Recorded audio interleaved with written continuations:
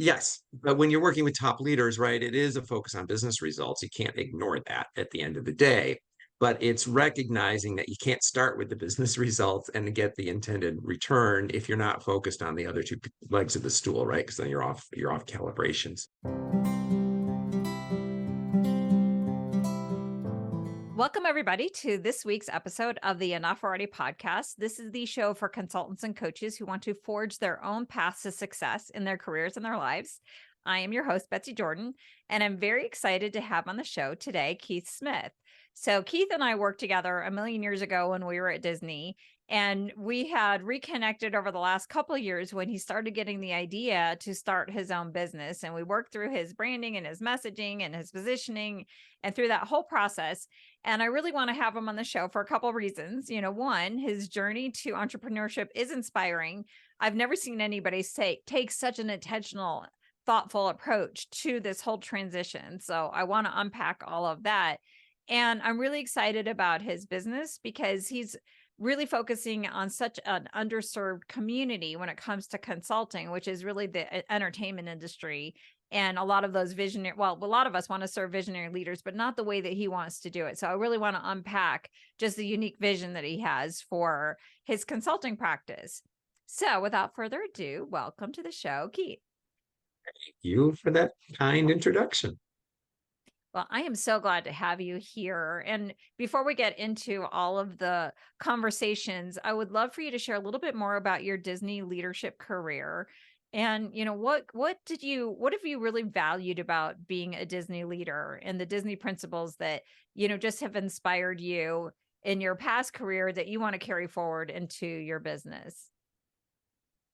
Yeah, I really had an amazing 30 plus year career. I was with Disney for 31 years, and most of that time, about 95% of it was in human resources. But I think the piece that I have found most valuable was I didn't start out in HR. I started out as a frontline cast member, employee, as we say. And that was invaluable experience for me to be out in our operation, to be one of the individuals delivering that Disney quality service to our guests, interacting with guests, but also interacting with management and leadership and seeing how things worked and what the experiences were like in that front line, because I was able to carry that with me throughout my career.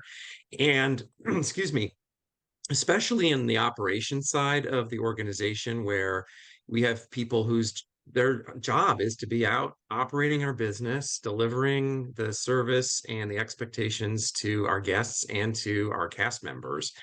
And it brought me credibility to be able to understand what that world was like, so that when I was in a HR position, I could understand what the day to day was for those individuals, and that I wasn't making requests that, they would look at you kind of silly and say, "Don't you know what I'm supposed to be doing every day? I'm not at your beck and call, HR, to transact or to fulfill these requests." So that was really great. And the opportunities that I had throughout my career really gave me the chance to work in such a diverse area of businesses that I would have had to, I don't even know how many companies I would have had to work for to get Yes. the breadth of experience that I got, whether it's in, the hospitality side through hotels and theme parks, and the operational side and understanding all of the different operational components within those businesses, whether it's merchandise or housekeeping or attractions or food and beverage, right? I just was able to pick all these pieces up. I was able to support diverse businesses like technology, consumer alliances, real estate. I supported HR. I was able to support a financial services industry, all under the Disney umbrella. So I really feel like my breadth of experience within those varieties of organizations and businesses really helped me, especially now as I'm moving forward into the consulting area. And then I had the good fortune of really working in an organization that was sophisticated about how HR was positioned, how we were used. We Hmm. truly had a seat at the table. We were provided with tools and resources to help grow our areas of expertise, specifically in organizational development. and the work that we did to help to support changing organizations. Just like any organization, change was constant at Disney. And I really was able to support businesses as they looked at their goals and objectives and decided that maybe they needed to structure differently, they needed to organize differently, they needed different approaches with their employees from an engagement perspective, and to be at the ground level with the top executives of the company to help to develop those plans, to help to understand those plans, and really taking it from a place of knowing their business first.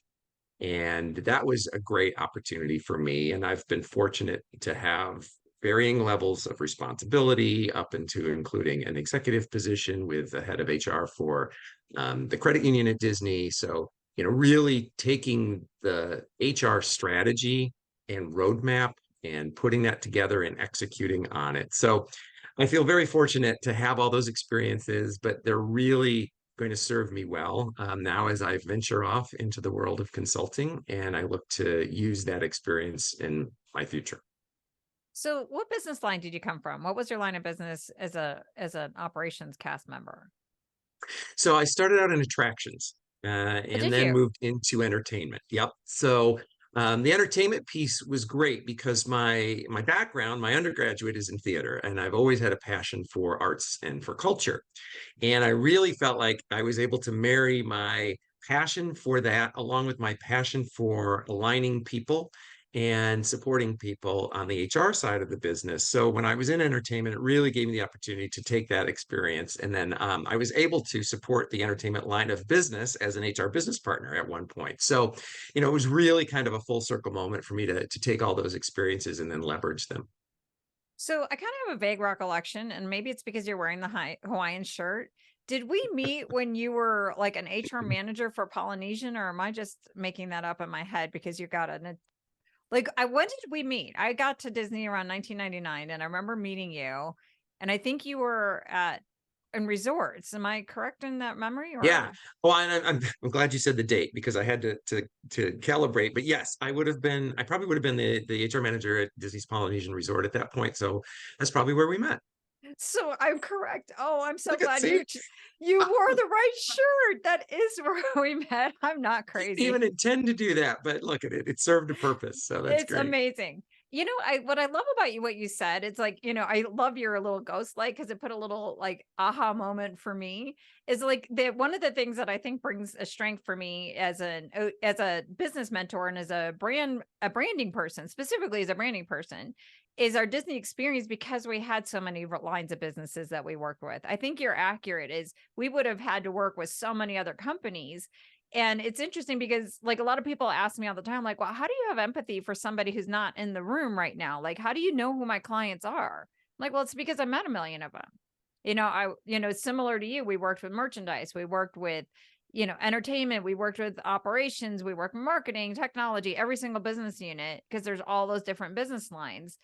But what would you say underneath it? So let's just say we have all of these different business lines, but there's a through line of the Disney leadership principles that are consistent across all the areas. What do you think is like the commonality in terms of like the Disney leadership that has really inspired you that you believe that you're going to carry forward? Not just the experience of all these different lines of businesses, but that Disney philosophy that carries all the way through that's consistent. Yeah, yeah. And it's really important because it is a consistent in not only in parks and resorts, which is where I've spent most of my career, but I also had an opportunity to work in corporate and really look at different business units across the globe that had very different businesses than a hospitality or parks and resorts perspective. But I think it was the strongest in parks and resorts, and that culture is very strong because of the focus and orientation on service. And I think the piece from a leadership perspective that was so consistent was the expectations around how we treat each other as employees and cast members, and how we deliver excellence to the end customer, whoever that may be, whether it's an internal client or it's a guest that's coming to experience parks and resorts. And, those expectations are made very clear from the first day you start with the company when you attend the orientation program traditions. Um, and having the opportunity to not only teach traditions, but then be on the leadership side of the traditions program and do a revamp of traditions and train a traditions team and coach them. The focus that we put on the clarity of purpose and the clarity of what we're each here to do, regardless of what your job is and regardless Right. of what your role is, we all share a common purpose, which is to create that magic, right? And how we do it is the secret sauce part of it. So, you know, helping leaders with the expectations, whether they've got an organizational challenge or a challenge with an individual on their team, is to ground back to those expectations and to ground back to what are we here to deliver as leaders in the organization and what is our role in enabling that to happen. I think it like really boils back down to like that three-legged stool. Like if I were going to summarize what you said, is like everything's about like there's like I when I was there, like no initiative got approved unless it showed the business case for the guest cast and the business results. Like it had to hit all three. And I see a lot of consultants focus on one of the three and not all three. Where I have some people that I work with, they're like, it's all around the employee. Like if you can empower the employee and help creating a learning culture and all of that, that's what your organization's purpose is. Or somebody else might say your organization's purpose is just all about like business results and making money and all of that. Or it's all about the customer, customer. And at Disney, it was like, yes, it's about all three simultaneously. Everything that we do has to serve all three is what I'm hearing you like. I'm just kind of like, that's how I'm hearing like the principle that really made a difference. Like, how do we treat everybody? Would you agree with that is like one of the key foundational things that you still might be thinking about, or is there something else, another Disney principle that's even more significant to you? No, and I think to your point, the guest cast in business, the other piece of that is starting with the cast, which is, reinforcing what you just said, is it started with the cast experience, right? And if that cast experience was strong, then it led to a strong guest experience, and then that gave you the business results. Now, it's challenging, especially Oh, when the you're value chain. working. Yes, but when you're working with top leaders, right, it is a focus on business results. You can't ignore that at the end of the day. But it's recognizing that you can't start with the business results and get the intended return if you're not focused on the other two legs of the stool, right? Because then you're off calibration. So I agree with that 100%. I think the the other piece is around just the leadership, the culture of um, no one is greater than anyone, right? The value that each individual brings, regardless of the role that they sit in, we all have Mm. different roles, we all have different expectations. But the fact that the leadership plays such a key role in enabling those cast members or those individuals to do their jobs and to support them in that. And it wasn't always easy, right? And you bump into leaders that don't always follow that. So I found that my role as an HR professional was to really help remind those leaders of what they're there to do and grounding them back to those key principles. It's like we're the first name company. Like, I love that we always had our name tags on and it had our first names. And like when I was there, it was the hometowns. And at some point, you had to put like your favorite ride or, whatever that Yeah, kind of thing is. yeah. And I love that because it is about that relationship, but just like human to human rather than title to title, which I think is a very different kind of communication. Exactly, exactly. And again, every big company, right, has its bureaucracy, has its processes, has its hierarchy. So it's not to say, there was without any of that. But at the end of the day, it is again going back to those core principles. And that's where, my role many times played that kind of conscience sitting on the shoulder of the leader or the employee to really remind them of, the expectations and the role and um, the deliverables that we're each held accountable for. Well, let's be honest. Like, if there weren't organizational dysfunction, there would be no need for us consultants and coaches. So, those Exactly organizational true. dysfunctions keep us in business. So, if it frustrates Yes. us, fine. But it's like, yeah, they will all have it. And that's why we're here. We have it.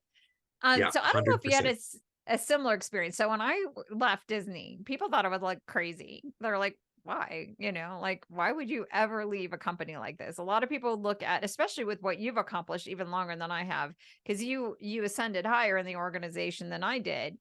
And people would say, this is the pinnacle. Like, why would you ever leave? Like, so what was it that inspired you to say, this was a great career, but my next step is really to have my own consulting business?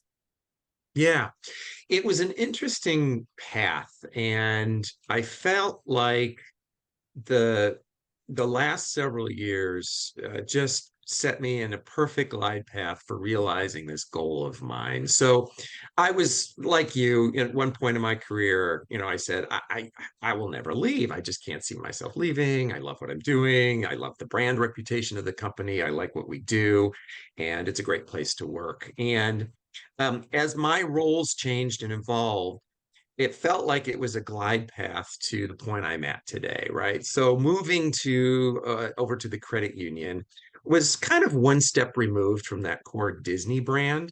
And it was a different industry. It's an industry that I really enjoyed. The credit union industry is phenomenal.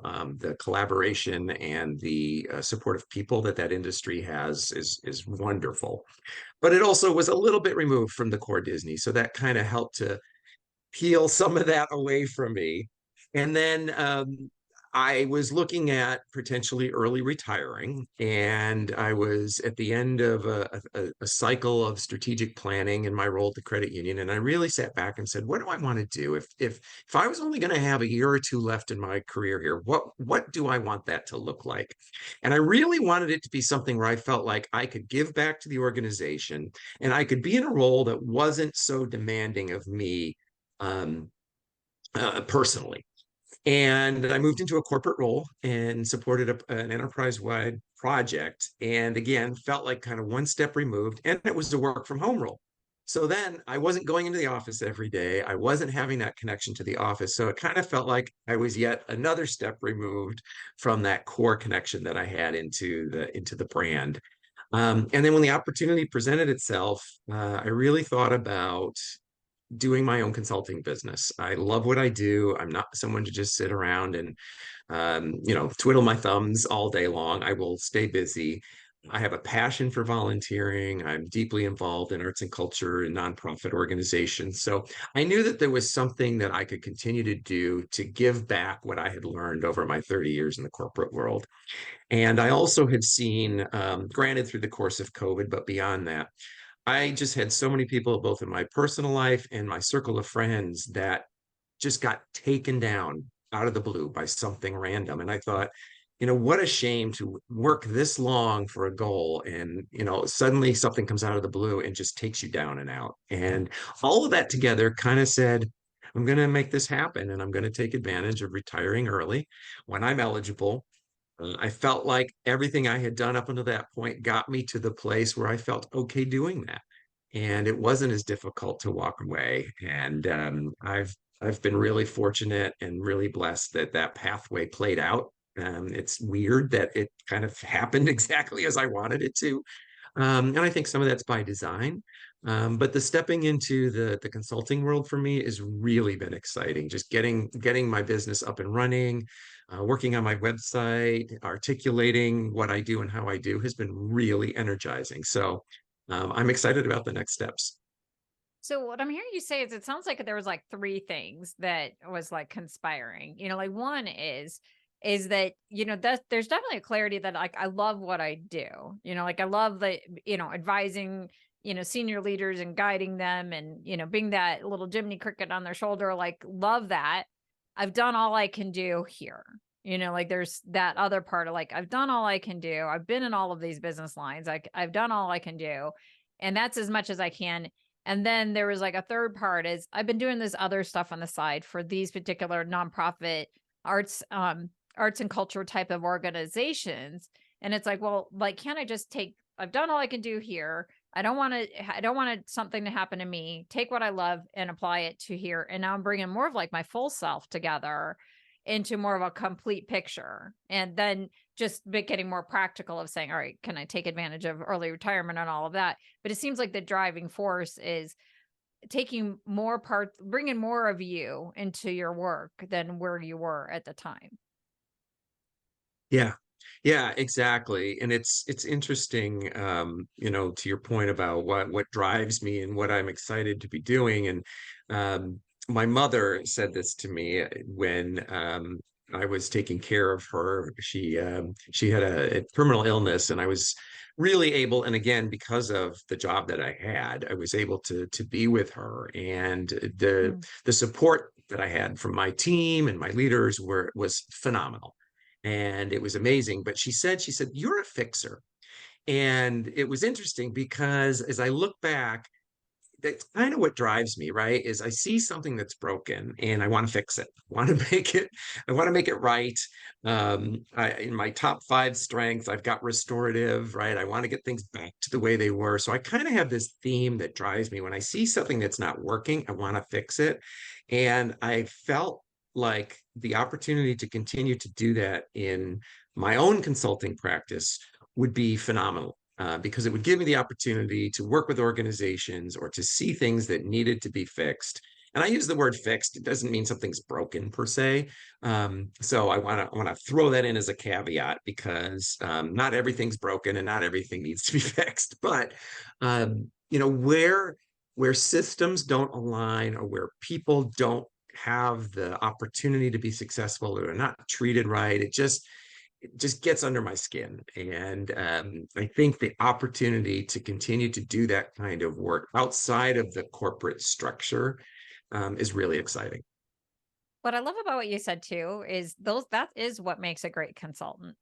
Honestly, like just seeing problems as opportunities for growth and wanting to get in there. Like I think that it's fine to say that there's things that are broken or not working, but it depends on how you perceive it. Is do you look at through a lens of shame, or do you look at it as an opportunity for growth and improvement? And I think that your mother's right, is like, yeah, fixing it. But it's not just like fixing it to like, I think there's a difference with the restorative is fixing it would be is like, I'm just going to triage the situation versus I'm restoring it to all of its full potential. And I think that that's a lot of what I'm hearing you say in that is like, and even with that caveat, it's like, it's not like it's broken. It's just some of these are just consequences of growth.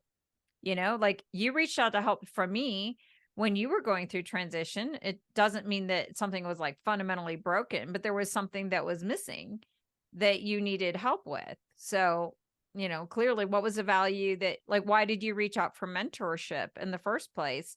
When we connected, what, 3 years ago was it that we started working on your business? Was it 3 years ago? Yeah, three or four. Yeah, somewhere in there. I don't know the exact date, but it's been a long path. But it's been, to your point earlier, really purposeful and planned. And I knew it was going to happen at some point. I just wasn't sure when. So like what made you decide to reach out for mentorship instead of going it alone? So I value different perspectives, and I think that's at the core of how I think about what I do too. And in my logo is some people look at it and say, "Oh, it's a microphone," but it's a ghost light, which really for me ties together my passion and my background in the arts and my passion for what I do from an HR perspective. And a ghost light is simply that bare light bulb that's on a stand that when a theater is not in use and all the lights are off, it sits on the stage and it's illuminated, and it's there to create safety. So if someone's walking into the space, there's light, keeps people from walking off the edge of the stage or bumping into scenery or sets or things. So it creates safety, but it also illuminates the shadows. And for me, that is such a parallel to how I approach what I do, because for me, it's about illuminating the shadows and finding out what's really going on. Because especially in higher levels of organizations, the higher up you go, the less and less truth that you get from individuals that work around you. And if we can uncover what the truth is, or what is hiding in the shadows, then the ability to move forward and bring people along on the journey is it's much more, the opportunity for that to be successful is greater than to just blindly kind of move forward with the plans and assuming that everybody's marching along and they're in agreement and they're supportive of it, right? And I think that's why, for me, the the kind of the fixing it thing, but the approach of, finding out what's really going on and not just stepping into what someone thinks the problem is or what thinks the solution needs to be, but taking the opportunity. And you and I, we worked with a leader at Disney, and I live by this concept, which is, if you can meet with a client and just get them to let you go in and get more information, like, don't have all the answers in the first meeting. Go find out what's really going on and then come back and provide them with a better recommendation or a better solution, because now you know more than you did during the first meeting. And it's rarely the first person that comes to you in that story. It's generally not that, right? Maybe it's 50% of that, maybe it's none of it, but there's always something else that's going on. And if I can get in there and find that out, and that's helpful. So that's why the ghost light for me is part of my logo, and I wanted to include it. You know what I love about what you're talking about too is just like the whole, like it does go back to that being that fixer, and it's like illuminating it, protecting it. And also just like that value of like that bigger picture, like the light gives a bigger picture of like what you're seeing versus like right in front of you. I recently interviewed on the show. I don't know if her show is going to come out before or after yours. I interviewed Meg Crofton, who was the Disney Ah, yeah. president. She's amazing. I wish I would have known at the time what an amazing leader she is. She's just unreal. Like, I just sat there, I'm like, can I just listen to you all day long with all of your wisdom? But she had talked about like some of the value that a lot of times consultants overlook around what we're creating. We get so obsessed with our tactical rather than our strategic perspective that we're bringing, that doing an assessment and helping these leaders see this data more broadly, is such a competitive differentiation. I would love, I don't know if you already have it in your website copy, but one of the misses that I had when I was starting my consulting business is really leaning into that, is that not just to say, well, I do assessments. Like I wouldn't even say that. It's just more like I'm the one, like I could see like the copy I wish I would have put is like, do you have a senior leader and everybody's on completely different pages on what you need to do to solve the problems and move the organization forward? Work with me and I will corral all those perspectives into a unified whole so you guys could see exactly what you need to do, to move forward. And really leaning into that. And I love what you're saying here, because that is the perspective is I'm going to see I'm not just going to see the issues more clearly, but I'm going to see what everybody else thinks more clearly and bringing in, this is going on. Another thing I know about you though, is just your ability to connect heart to heart with people, and really draw out their perspectives and align that. Is it that fixer side of you that allows you to do that? Or is there something else that you do that allows you to connect with those stakeholders at a deeper level where they trust you and you can corral a whole executive team? Yeah. Yeah. Two things on what you just said. One of the activities that you had me do when we were working together, which was so valuable, was to reach out to some executives or leaders that I had worked with in the past who I really worked very well with, and find out, why we clicked so well together. And yeah, I found that the ones that I clicked the best with were the ones that were collaborative, that did not have to be the one with all the answers in the room, and actually wanted to hear the different perspectives, right? Or to your point of illuminating the shadows and finding out, what's out there that I'm not aware of. And those were the leaders and the style that I really worked best with and seemed to click with. And I think the important piece there is I lead with relationships, and I think it's important to build a relationship and to have trust. Trust is foundational, and if you don't have trust, it really is difficult to advance from there. And trust is built on, a lot of different foundations in terms of being able to be open and honest. And I think about illuminating the shadows. And sometimes you're going to hear things that you don't want to hear, or maybe there's things out there that you don't want to know about. But to create that environment where it's okay to do that, and when you have agreements, and that goes into really all of those upfront conversations. So for me, it's building that relationship up front, having a level of clarity around who I am and what I'm there to do, and who that leader is that I'm working with and what they want to accomplish, and aligning on those goals, but then having clarity on what am I allowed to do? What am I able to do? And making it safe for them Yeah. to be able to be vulnerable. Yeah, I think a lot of us would say, oh, we could be thinking partners or what have you. But I think that your ability, because you have all of those business lines and you've had all of that experience, it's almost like you got this built in hack that, because of your experience, like, how different kinds of people think and you know how to adapt, rather than like, I just grew up like like, let's say you are a merchandise executive, all you know is merchandise, then you left the company and you became a consultant. It's like, yeah, you know about merchandise, but really understanding like how merchandise people think and how operations people think and how marketing people think and how credit union people think, like, how all these people think. So I think that does give a differentiation for you that makes you stand out, and that you have that ability to illuminate more because you have that bigger perspective. One of the things, though, I want to switch directions for a minute. One of the things that we talked about when we worked on your branding is like there's a lot of those business units that you worked with, but in your personal life, you really were spending time in the entertainment, the theater, the arts, and all of that. And we went back and forth to say, well, really focusing, because entertainment people would know what a ghost light is automatically. You're going to work with a lot of different companies, but there's this particular industry that you're pursuing with greater focus. So what is it about this industry that's special to you? And why is it not as served as perhaps like the more revenue focus, the more left brainy kind of industries? Like, what is special about entertainment, arts, and theater? Yeah, other than the fact that I've just had a passion for theater, since I was a young child, I would do puppet shows in my garage growing up, and there was always kind of this entertainment theme going on in my life. So, other than that, and my own personal passion for it, I've specifically noticed because of the work that I've done in the nonprofit space is in general, nonprofits really of all sizes, unless they're some of the top, large nonprofit organizations, don't have the infrastructure or the resources to be able to support like an HR or an organizational effectiveness type of role or consulting.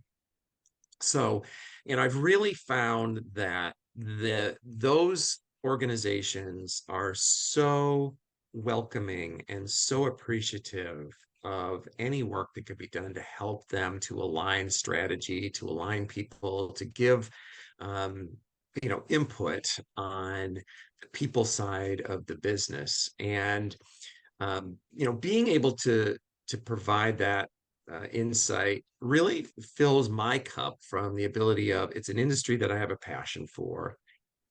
It's creative people, right? And creative people um, have the same needs and the same desires and the same outcomes as people in the corporate world.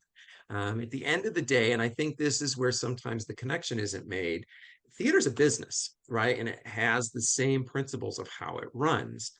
But because theater a lot of times is run by creatives, and it's the old story of the Walton Roy, right? The creative mind and the business mind. They think very differently. Their focus is very different. The focus is on the art, presenting the art. But there's a business side that you have to maintain to be successful, to pay the bills, right? To do whatever it is that you need to do. So I think for me, I was always, even though I majored in theater in college, my undergraduate degree, I was always more interested in the business side of theater. And I think it's how my mind works. So I can see the business side of it, and I can also see the creative side of it. And pulling that balance together, being able to talk the language of the creatives, but also understand how we can focus on the business side of it, has been something that's just been unique to me and how I think. And I don't know, I don't know where I got it from, but it's just been a trait of my whole life of my interest in theater, but my interest in the business side of it. I think that that is what's going to make you special, because creative people, like, they're these big picture visionaries, and like they have a message and they have all of that. Like, I know when I was working at the animal kingdom, like working with the Imagineer who thought of the animal kingdom and all the stories. And it's like, he's all about like story, story, story. And I remember being in some of those branding sessions, and he's like, the parking lot represents the contrast between the urban industrial complex and the natural world. I'm like, that is a really important story.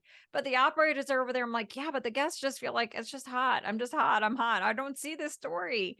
And Right. bringing those two things together is like because I imagine if I were an entertainment executive and having somebody who dismissed or did not understand my creative vision, I'm not going to listen to your great ideas. But if you can come in and you could say, all right, I was a major in theater, I have a Disney background, I totally validate that. And not only do I validate, I want to be able to get this message out stronger. So now I'm going to give you system structures and processes on the business side to make it happen. And so that you're also profitable as well, so that you could do more shows, and really going back to that. And I love that. I think that's really powerful. Or it could That's just be, I'm a Broadway, I'm a theater, I'm a yeah. theater geek too. No, it's actually how I ended up at Disney is I had never thought of working at Disney growing up, really. It never even crossed my mind. And my now husband had said to me, you ever thought of working at Disney? And I thought, well, gosh, their business is entertainment, right? I had never intended in my life to be an HR manager at a hotel or at a restaurant, right? Even though I did that in my career at the core, I was always working for a company whose main product was entertainment. And for me, that was the connection, right? I was working in an industry and it was the entertainment industry. It was never, oh, I'm going to leave Disney and I'm going to go work at this major hotel chain as an HR manager, right? It was never part of that. It was always about the connection to the entertainment side. That would be fun to taking some of the Disney principles of like that, because you're right, all the roles play a role in the show, and all of it. So if you're at the Grand Floridian, everybody's dressed in the Grand Floridian outfits. And like, I don't know if this is a silly idea, but it's like, I would love if I were a consultant. I just saw Jagged Little Pill, which was awesome. Have you seen Jagged Little Pill? I've not seen it yet. No. Okay, bring tissues. I didn't know it was going to be like this emotional. It was so good. Oh, But it's okay. like it's an Alanis Morissette show. And I'm like, well, that would be, I Hmm. was kind of thinking to myself, I'm like, maybe that would be something that you would advise. Like, well, how do you extend this to the whole, all the employee experience? Like, 'cause it would be fun if like all the ticket takers, were dressed in like 90s grungy kind of outfits, because it's Alanis Morissette. Like that would be fun. If you're doing Les Mis, like have everybody in the whole area, the whole performance theming. Like there's 1,000 things that you can do to offer your clients ideas that they might not have thought of, that would even make the theater itself like just an interesting experience. I don't know if those are the kinds of ideas that you would be bringing to the table to help your clients, or would it be more strictly on, strategically, here's what we need to implement, or like, how do you visualize your consulting going? Yeah, and it's you talk about theming, and no one does it like Disney. And I find that bleeding into every aspect of my life, whether it's work that I'm doing or something I'm doing, putting on a party. There's always got to be a theme, and it's got to tie all the way through, right? So, I think that's important though, because it talks about, for me, theming feels like culture. And culture is such an important part of any organization. And culture happens whether you think about it or not, right? So I think most organizations, whether they're a large corporation or a small nonprofit, want to be very intentional about their culture, creating the culture that they want to have. But culture is all around you and it's pervasive. So how can you create a culture that works, whether it's your audience members coming to see a show, the performers on the stage, the volunteers that are supporting the organization, the employees, right? Whatever it might be. And I think that speaks to what you were just saying about, that entertainment piece of a theme translates very directly into business, right? And you just call it something different. And that's the ability of taking those concepts and being able to translate them, whether I'm working with someone that's a creative executive or someone that's more business focused on the business side of the organization, and marrying those ideas together so that it ends up at the end of the day supporting their overarching goals, Mm-hmm. and helping to advance their business. And that's what really excites me. So we're talking all vision, vision, vision, and all the excitement. But there's a lot of people who are sitting there saying, okay, well, Keith, good for you. You got 30 plus years in this, world class organization. You probably already have a built in network and, all of that. I don't have all of that. Like what would you say to someone who's like, like that they don't think that they have all these things that you had in place in order to enable you to make this transition? What would you say to them, who might be saying, well, it's not, I don't have all the great stuff that you have that's going to make you so all vision focused? Or did you have any fear along this journey? Um, it's a good question because, we each have our own experiences and that's what we know. But I, I felt very fortunate. I've always, since I was little, right? I always felt fortunate that I knew what I wanted to go to college for. I knew what I wanted to do. And I've kind of had this very clear understanding. And I know that that is not the same for everyone. People sometimes take years and years to figure out, what it is that they want to do or what they want to go college for. They change majors several times. And I think that's fine. I think it is finding a place where you feel like you can contribute. And that can be through a variety of ways. It doesn't have to be in a job, especially in the nonprofit world that I'm in. It could be volunteering.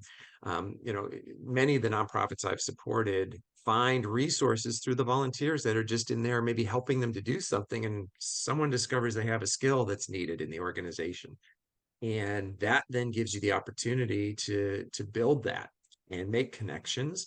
For me, I think it's just been about like taking the opportunity to learn where I can, to make connections where I can, like, reaching out to you to say, hey, I'm thinking of doing this and going down the journey. I still today um, don't know. I don't know how I'm going to do in terms of the area of focus that I have identified for my business. I know you and I talked a lot about niching. It's a horrible thing to go, oh, I don't want to just do this, right? Because I want to do all of these other things. But for me, it's the realization that all of the other things are still there. It's just not where I'm leading, right? It's not what I'm starting with. And having curiosity and just asking people questions. And I have found, you mentioned Meg Crofton, right? People can be very generous with their time. I was taking a listening class as part of my master's program at Rollins, and I had to speak to a leader as part of that class about listening. And I asked Meg. She wasn't in a role at the time; she was still in HR, but she spent time with me and was generous with her time. And I have found that throughout my career, if you just reach out and you ask people if they could spend a few minutes, you want to talk to them about their career, or you want to learn more about, what got them to where they are today.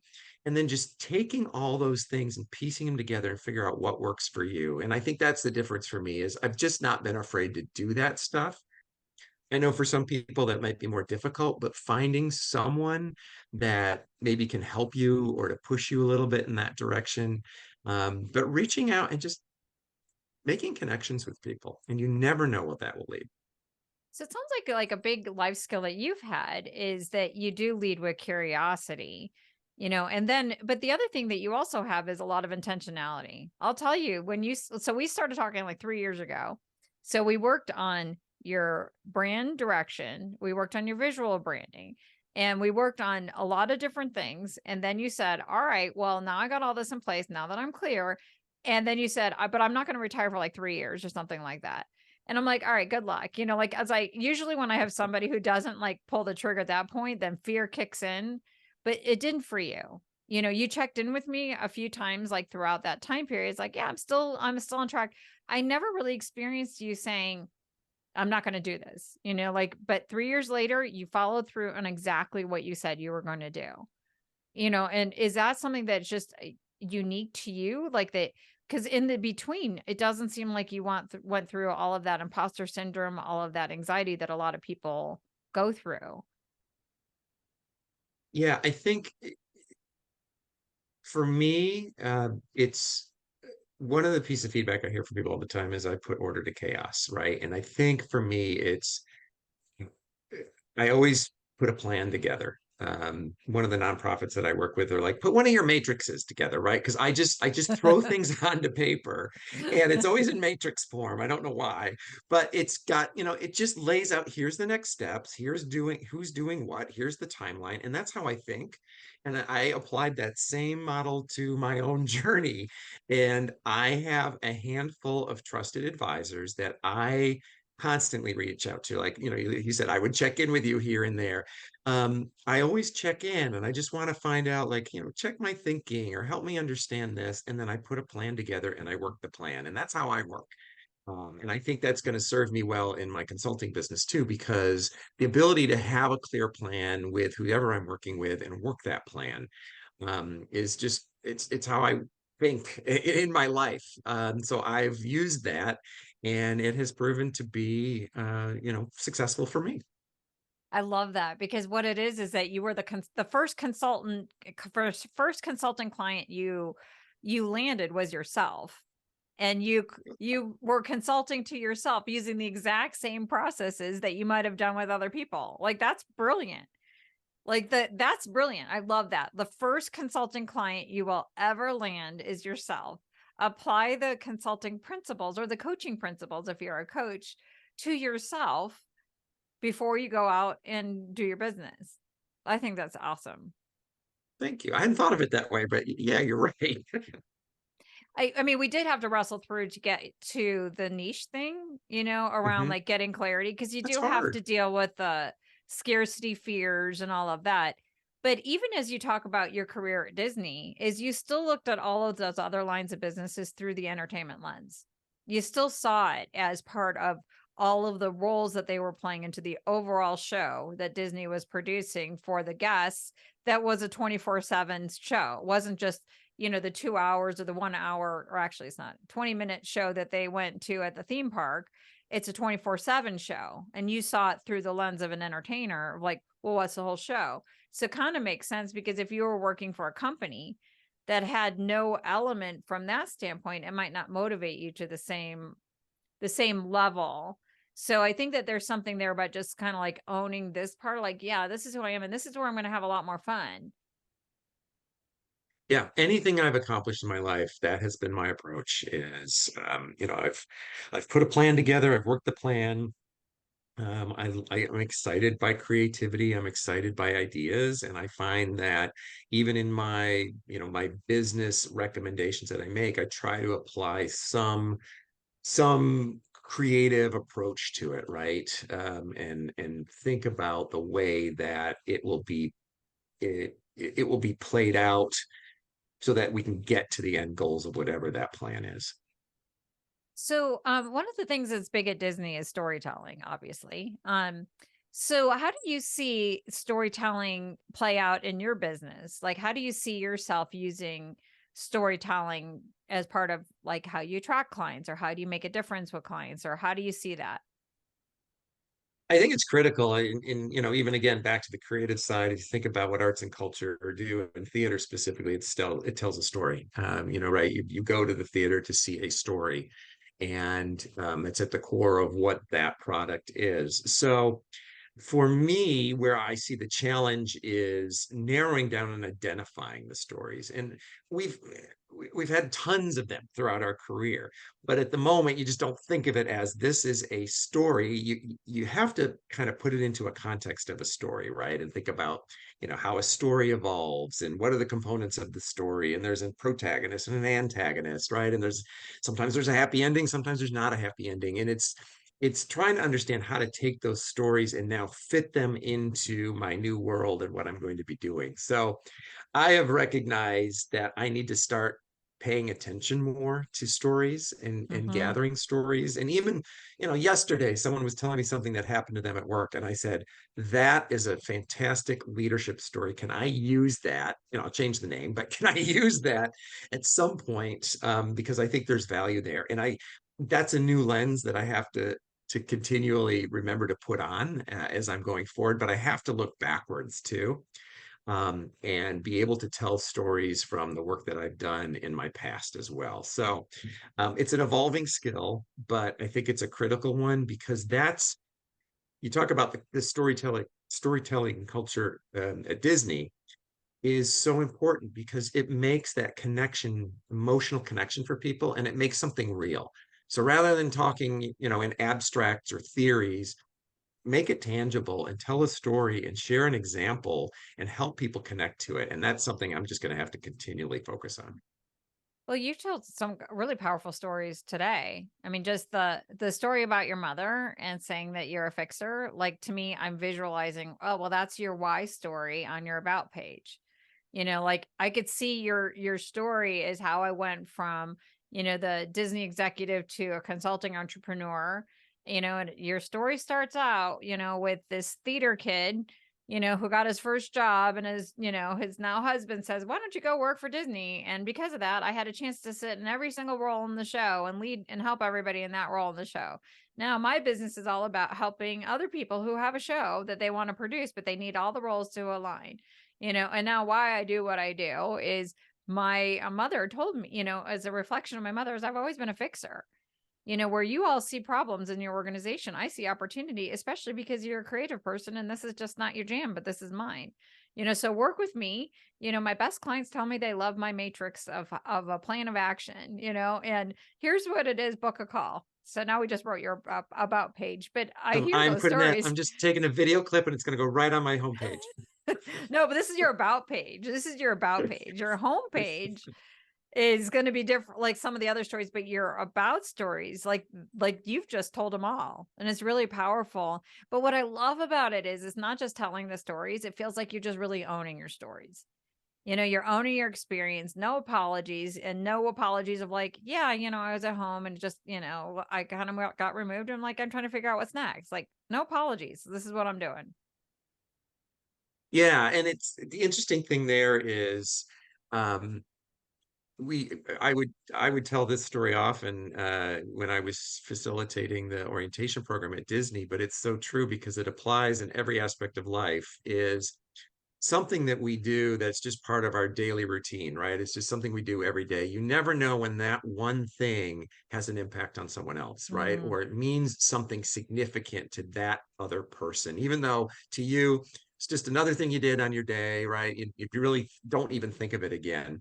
And you just did that for me, which was, I'm just sitting here talking, but you're making the connection back to like, he's really power. Like, it's just me, right? There's nothing exciting about it that I'm thinking about as I'm talking. But what you just said made that flip to say, I have to start thinking, and this is where I said I got to put that lens on. I have to start thinking about just the things I've done and who I am and my experiences and how to translate those into what you just did about the importance of it's not just something that I'm doing day to day and it means nothing. Yeah, I think that what is really interesting about like as you're looking through this is like, yeah, I have a story. I have a story, but it's also a universal story. So it's making that connection to say, well, here's my story. I'm a fixer. My mother said I'm a fixer. I've always been a fixer. Like as a universal story, like that's a story of the consultant archetype. We're all fixers. Consultants and coaches were fixers. That's what we do, that's what we're here for, like make that connection. But then connecting it to the creative, it's like, but that's not you. And that's totally fine. You do your thing, I do my thing. Together, we're going to make the show, and just, all of that is beautiful. So we're speaking of your website. Could you be more explicit around what is your website address? What will people find when they get to your website? And if somebody wants to work with you, what are those first next steps? Yeah. So I've really it's been a lot of work, but I've really enjoyed the process of putting my website together and really the copy. Starting with a blank page, it's really scary. But using templates like you've provided and, other websites that I like is, kind of going in to fill in the blanks. And I'm sure that it's going to evolve as time goes on, right? This is kind of the first iteration coming out. Um, but really putting together the different pages about, the home page, the about page, the services page, and then, how do I start to cultivate people that want to follow me or learn more? And that whole process has been really, really helpful in just getting more and more crisp about articulating who I am, what I do, and the services that I offer. Um, so when people go to my webpage, they're gonna land on the home page, And the and URL and the URL is is, it's really tough. It's keithsmithconsulting.com. oh, you Um, mean that little ghost light logo right there that, in the oops, on the corner? other side. That, Yeah, yes. there Keith you Smith go. Consulting. I did a lot of focus groups to come to that name. I know, But it's like it just it's the best one. it's more about the ghost light for me, even though people think it's a microphone, but that's okay because on my website, you will find in the about page that it has a section about the ghost light. I've actually written about, what is the ghost light? What does it mean? Why is it my symbol? So, I think for me, it makes a nice connection. But really, my web page, I want it to have the feel of, I told the web designer, I want it to be casual sophistication, right? Because the casual piece is who I am. I talked about relationships and how important those are to me and being casual and approaching people and working with people. But the sophistication comes with, I want people to know that when they work with me, they're going to get a good product, right? They're going to get professionalism. They're going to get their desired outcome. The But I Disney want them to have standards. that feel. Yeah, I want them to have that feel when they come to the website. So you'll learn a little bit about who I am, my background, what I do. There'll be some overviews of the services, and then you can actually click in and take a deeper dive in each of my services and why you would want to use that service. What is that service? And then a way to contact me, either, set up some time to talk or get on my mailing list. I've got a placeholder for a blog. I've never done a blog before. I'll have to figure out whether that's a routine I want to get into or not, I'll but help it's you with there. that. We'll go over that one because that's one of my favorite things to do. Like if it wasn't for Okay. content, I would not have my business. Like that is the best way. We'll chat about that one. All right, perfect. So we'll chat But about that. But yeah, I'm really excited about the launch of it. and so if somebody books time with you, so I assume that that's free, that the intro call is free. Is there anything specific that people are going to get out of that intro call? That like what are the takeaways from, jumping on a call with you? Yeah.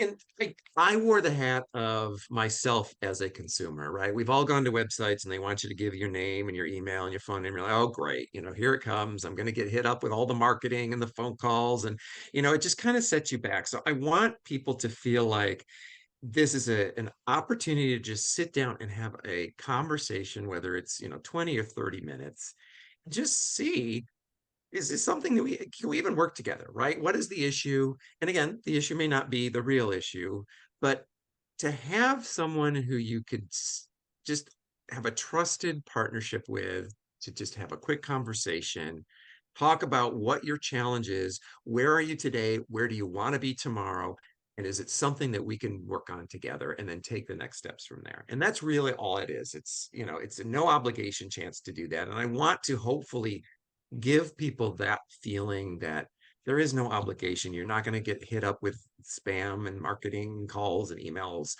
It's just a chance to talk and see if this is a relationship that we want to forge together.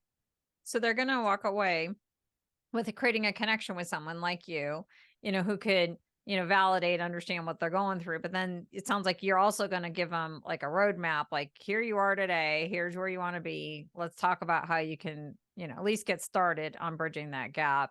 And if we're the right fit for each other. Like if I'm your person, cool, Exactly. we can continue. If I'm not your person, I just want to give you this gift. Either way, it's cool. Yeah. Yeah, and I don't yet have, although I know it's something that's important and probably be in my future of on my roadmap here is, I don't have kind of the takeaways or let me send you a quick tool that you can use. I do have them.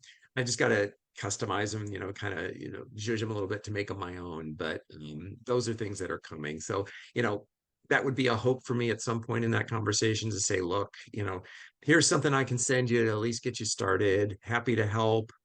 Maybe we work together. Maybe it's not me, like you said, but here's a tool that might help you a little bit. Yeah, that's great. And I think that that's a great way to create those tools. And by the way, to create that content that you might want to have for your blog is you get those actual real world content, context of, information from people, and they'll tell you, your audience will Right. tell you what they need from you. And I think it's great that you're not overly pressuring yourself until you actually start getting out there and you start, again, the curiosity, leading with the curiosity and finding out whatever that is. So we talked a lot about like your Disney career, your transition from that career into your own business. We talked about entertainment, why it's such a cool place for you to focus, websites and storytelling and so much more. Is there anything else that you'd want to tell me? And I'm just not asking you the right question. Oh gosh. It's the proverbial is there anything else question, and it's a great one. I don't um No, I'm just at the beginning of this journey, and I've said to people this could be the best thing ever, or it just may go nowhere, right? But I think for me, it's again having the plan, working the plan. I'm doing everything I've committed to do. I'm very excited. I think there is great opportunity.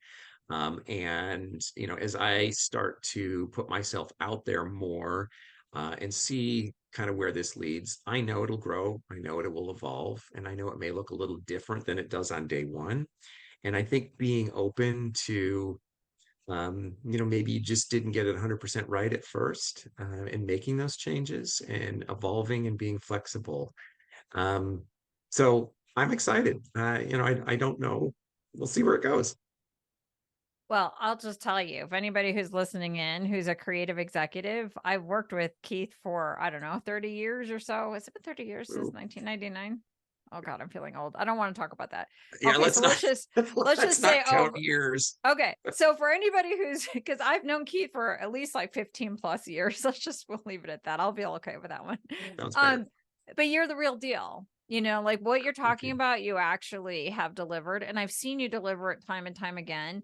And creative executives, you and I both know as our Disney experience, are very different types of executives, and you need support from someone like Keith who gets your creative process and is not going to stifle it. And I think that that's what's really cool. It's like you could just take that creative process, not stifle it, and make everything that is wanting to happen happen. So I love that. And then for everyone else who's listening in, I just love for you to take Keith's advice about your first consulting client or your first coaching client is yourself. Take all the things that If anybody who's like afraid, if you're on the fence and you're trying to figure out like, well, should I start my own business? Take that advice, go within and figure out like, well, how do I help my clients? Go help yourself that way. How do I coach my clients? Coach yourself to get that way.